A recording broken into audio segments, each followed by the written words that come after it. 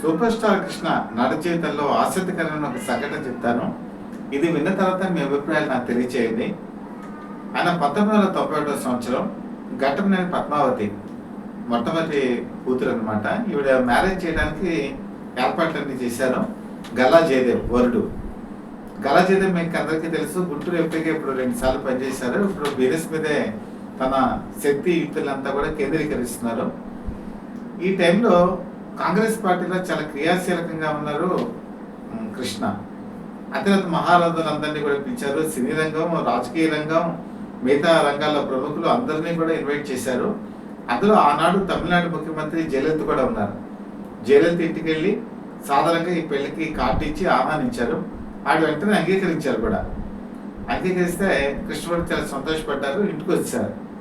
ఇంటికి వచ్చిన తర్వాత జయలలిత సెక్యూరిటీ ఆఫీసర్స్ ఫోన్ చేశారు.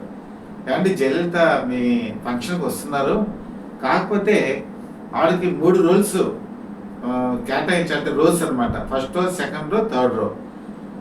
ఎందుకంటే సెక్యూరిటీ ఆస్పెక్ట్స్లో అక్కడ ఎవరు కూర్చోడానికి వీల్లేదు. మొత్తం సెక్యూరిటీ ఆవిడ సిబ్బంది, ఆవిడ మాత్రమే ఉంటారని చెప్పి అనేటప్పటికీ సూపర్ స్టార్ కృష్ణకి చాలా ఇబ్బందికరమైన పరిస్థితి ఎదురైంది. ఎందుకంటే ఆ రోజు ఎన్టీఆర్ వస్తున్నారు, అక్కడే నాగేశ్వరరావు వస్తున్నారు, నేదురుమల్లి జనార్దన్ రెడ్డి వస్తున్నారు, తమిళనాడు గవర్నర్గా ఉన్నటువంటి మర్రి చెన్నారెడ్డి వస్తున్నారు, కేంద్ర మంత్రులుగా పనిచేసిన వాళ్ళు వస్తున్నారు. ఇంతమంది వస్తున్నటువంటి ఈ తరుణంలో 3 రోజు ఆవిడకే కేటాయిస్తే మిగతా ఫీల్ అవుతారు కదా. అయితే ఈ విషయం ఆవిడ చెప్పాలంటే అదొక ప్రాబ్లం. జయలలితకేమో కోపం ఎక్కువ, తర్వాత ఏదైనా మనసులో పెట్టుకుంటారు. ఒక అభిప్రాయ భేదం వస్తే తమిళనాడులో అసలు మనుగడే కష్టం. సో ఇటువంటి తరుణంలో సూపర్ స్టార్ కృష్ణ చాలా డేరింగ్ చేసి జయలలితకి ఫోన్ చేశారు. ఫోన్ చేసి, ఏమండి మీరు ఇప్పుడు పెళ్లికి 3 రోజు కేటాయించడం అంటే ఎన్టీఆర్ వస్తున్నారు, వీళ్ళందరూ పెద్దవాళ్ళందరూ వస్తున్నారు, అది కుదరదు, మీరేం అనుకోవద్దు. ఈ పెళ్ళి అయిపోయిన తర్వాత మేమే మీ ఇంటికి వస్తాం, పెళ్లి కూతురు పెళ్లి కొడుకుతో పాటు నేను కూడా వస్తాను, మీరేం అనుకోవద్దు అని చెప్పి అనడంతో ఆవిడ కూడా మనసులో అంగీకరించారు. ఎందుకంటే నిజమే కదా, ఇప్పుడు 3 రోజులు కనుక ఆవిడ ఇచ్చేస్తే మిగతా వాళ్ళు ఇబ్బంది పడతారు కదా అని అనుకున్నారు. పెళ్ళి అంగరంగ వైభవంగా జరిగింది. ఆ రోజుల్లో వైఎస్ రాజశేఖర రెడ్డి కూడా ఆ మ్యారేజ్కి అటెండ్ అయ్యారు. అప్పటికి ఇంకా ఆయన ముఖ్యమంత్రి కాలేదు అనమాట. సో ఈ మ్యారేజ్ అంతా అయిపోయిన తర్వాత కృష్ణ ఏం చేశారంటే జయలలిత ఇంటికి వెళ్ళారు.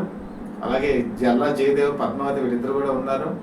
వాళ్ళిద్దరిని చాలా సాధారణంగా ఆహ్వానించారు. జయలలిత పట్టుబట్టలు అవి పెట్టారు. వీళ్ళిద్దరూ కూడా జయలలిత ఆశీర్వాదం కూడా తీసుకున్నారు. అంటే సూపర్ స్టార్ కృష్ణ ఇక్కడ చెప్పుకోదగిన విషయం ఏంటంటే, ఎవరైనా మొహమాట పడతారు. ఆ మొహమాటానికి పోకుండా ఉన్నట్టు చెప్పేటట్టు మనస్తత్వం కాబట్టి ఆ సంకట పరిస్థితి నుంచి ఆయన బయటపడ్డారు. అయితే వీళ్ళిద్దరు కూడా సినీ రంగ ప్రవేశం 1965లోనే చేశారు. జయలలిత ఏమో తమిళంలో వెన్నిరాడే అనే సినిమాతో తమిళంలోకి అరగలేటం చేస్తే, తెలుగులో మనుషులు మమతలు అనేటువంటి సినిమాలోకి వచ్చారు. 1965లోనే తేని మనసులు కూడా రిలీజ్ అయింది. వీళ్ళిద్దరూ కలిసి చేసినటువంటి ఒక సినిమా గూఢచారి 116. అది కృష్ణకి 3వ సినిమా. ఈ సినిమాలో కొన్ని అభిప్రాయ భేదాలు ప్రొడ్యూసర్కి జయలలితకి మధ్య తలెత్తాయి. వి రామచంద్రరావు అని ఆ సినిమాకి అసిస్టెంట్ డైరెక్టర్గా ఉన్నాడు. ఆయన జయలలిత కుక్క పిల్లకి సరిగా మర్యాదలు చేయలేదని చెప్పేసి ఆవిడ అలిగి షూటింగ్ నుంచి వెళ్ళిపోయారు. షూటింగ్ మధ్యలో ఆగిపోయింది. ఎలాగా అని చెప్పి అనుకుంటే చివరికి జయలలిత మాట్లాడి సంప్రదించి ఒక 3-4 రోజులు కాల్ షీట్ తీసుకున్నారు.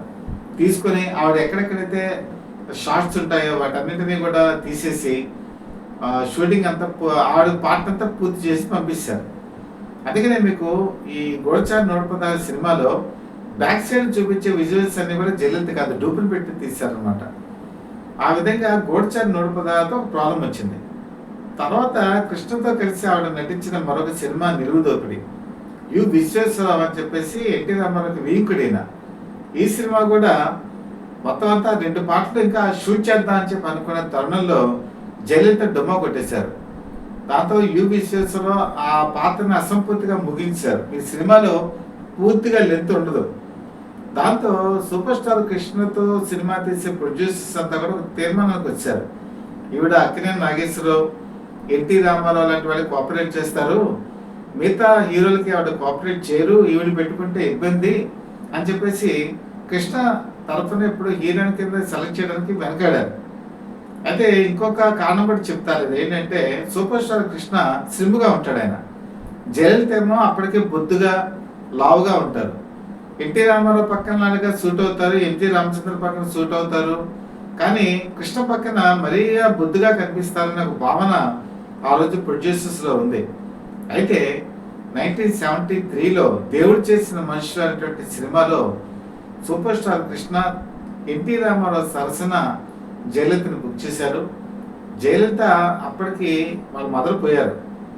తర్వాత ఆవిడకి సినిమాలు కూడా సెకండ్ హీరోయిన్ కింద అలాంటి పాత్రలు వస్తున్నాయి.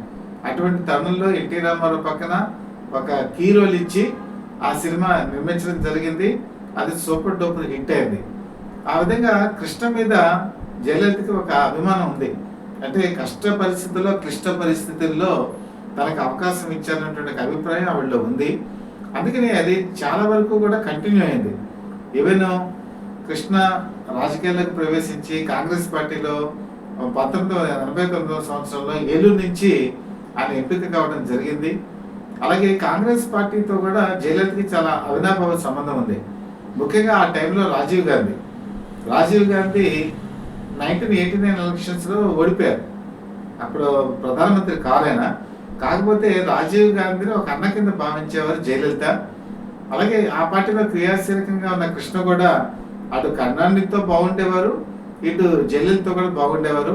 అందుకే ఈ పెళ్లికి ఆవిడ ఇన్వైట్ చేసినా కూడా అక్కడ ఉన్న పరిస్థితిని అర్థం చేసుకొని ఆ తర్వాత ఆవిడ అర్థం చేసుకుని ముందుకెళ్లారు. అలాగే కృష్ణ కూడా ఆవిడ ముఖ్యమంత్రిగా ఉన్నంత కాలం, తను చెన్నైలో ఉన్నంత కాలం కూడా అందరితో మంచి రిలేషన్స్ కంటిన్యూ చేశారు. ఒక పక్క కరుణానిధితో కూడా బాగుండేవారు. ఎందుకంటే కరుణానిధి కృష్ణతో కలిసి సినిమా తీశారు. అమ్మాయికి మొగుడు మామకు యముడు అని చెప్పేసి ఒక సినిమా తీశారు. అలాగే కరుణానిధితో ఆయన ముఖ్యమంత్రిగా ఉన్నంత కాలం మంచి రిలేషన్స్ ఉన్నాయి. అలాగే జయలలిత ముఖ్యమంత్రిగా ఉన్నంత కాలం అన్నాడీకే పార్టీలో కృష్ణ వాళ్ళ ఇంటికి వెళ్తుండేవారు. ఏదైనా కష్ట సుఖాలన్నీ కూడా వివరించి చెప్పుకునేవాళ్ళు.